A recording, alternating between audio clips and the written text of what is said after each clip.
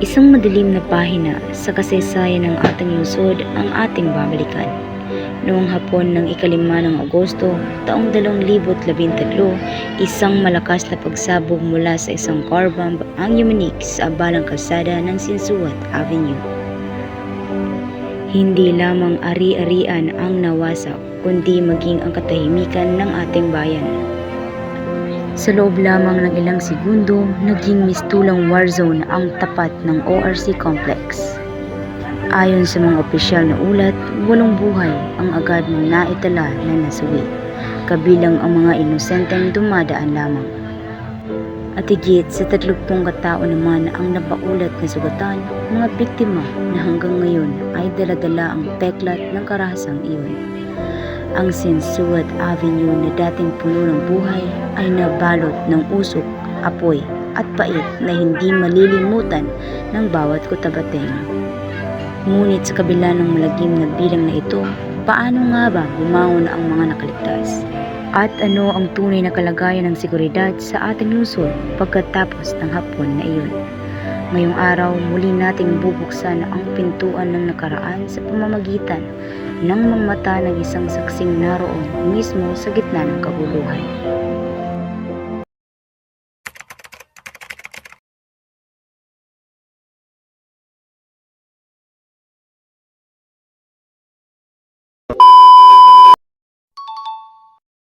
Kung i-describe mo yung panahon na yun bago mangyari yung car bombing noong 2013, paano mo i-describe yung pakiramdam or seguridad na nararamdaman ng mga tao yung panahon na hindi pa sila takot dahil sa nangyari?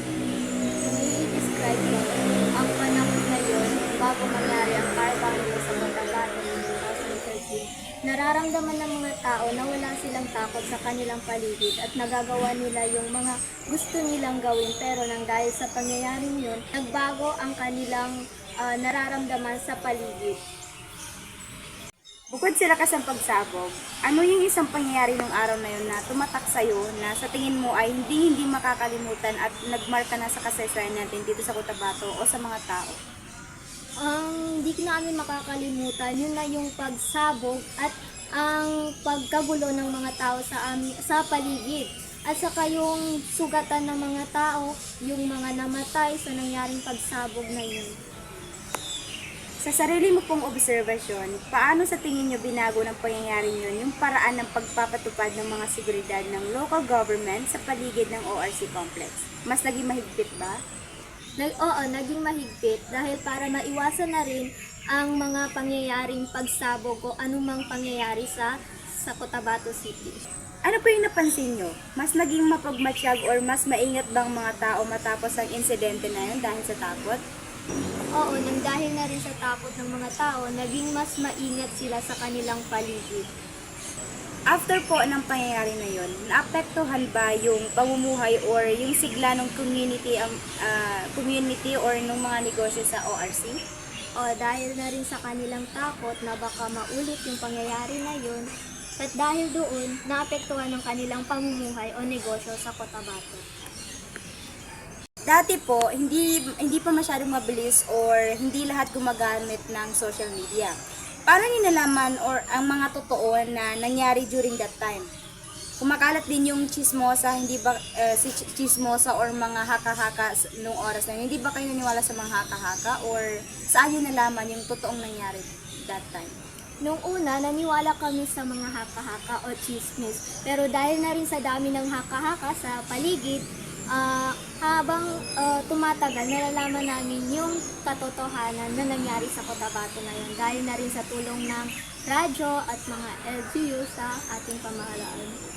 Makakakita ka ng mga checkpoints o mahigpit na inspection dito sa Cotabato or dito sa ORC ngayon? Ito yung naturing mo ba itong resulta o legacy na nangyari noong 2013? Oo, kasi nung bago pa yung nangyari, parang walang mga ganyan pangyayari dito sa Cotabato.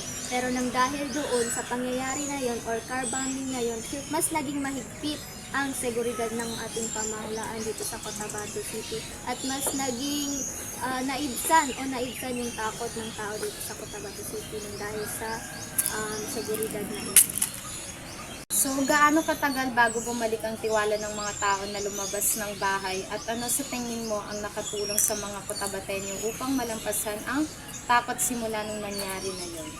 Hindi ko masabi kung ano or ilang taon bago naibsan ng takot ng mga tao dito sa Cotabato City. Pero dahil na rin sa tulong ng aming pamahalaan sa Cotabato City, unti-unti na yung napupunan yung or naiibsan yung kanilang takot dahil na rin sa seguridad na ipinapatupad dito sa paligid ng Cotabato City. So, kung ituturo mo ang pangyayaring ito sa mga kabataan ngayon, ano yung pinakamahalagang aral na nais mong matutunan nila tungkol sa pagmamahal sa sarili nilang bayan or sa lungsod? Siguro mas maingat sila sa kanilang paligid at magkaisa at magtulungan. After ng tragedy na yun or trahedya na yun na nagpatuloy ang pag-unlad ng Cotabato City, ano yung masasabi mo sa katatagan o paninindigan ng mga tao dito para umunlad yung komunidad natin at para mapatunayan na ang Cotabato City ay patuloy na umuunlad kahit may mga trahedya na nagaganap? Magkaisa at nakaka-proud lang dahil dun sa pagkakaisa mas naging umunlad ang Cotabato City at hindi naging hadlang ang trahedya na iyon sa Cotabato City upang umunlad. Doon lamang po nagtatapos ang aming katanungan. Meron po kaming kaunting appreciation sa pagsagot po sa aming mga katanungan.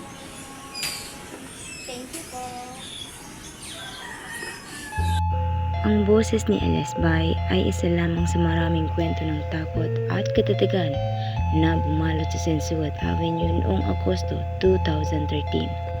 Ang walong buhay na nawala at ang mahigit 30 sugatan ay hindi lamang mga numero ng estatistika. Sila ay mga ama, ina, anak at kaibigan na ang buhay ay habang buhay na binago ng isang hapon ng karahasan.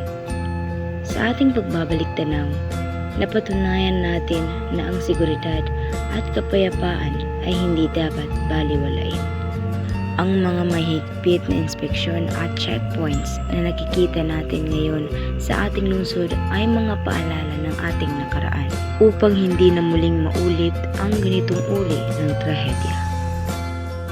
Natutunan natin sa araw na ito na ang tunay na lakas ng Cotabato City ay wala sa kapal ng pader ng ating mga gusali, kundi sa pagkakaisa at pagmamalasakit ng bawat mamamayan sa isa't isa. Nagpapasalamat kami sa aming eyewitness sa pagtitiwala at pagbabahagi ng kanyang kwento na magsisilbing gabay para sa amin at sa mga susunod pang henerasyon ng mga Cotabateño. Sama-sama nating alalahanin ang nakaraan para sa mas ligtas at mas matatag na kinabukasan.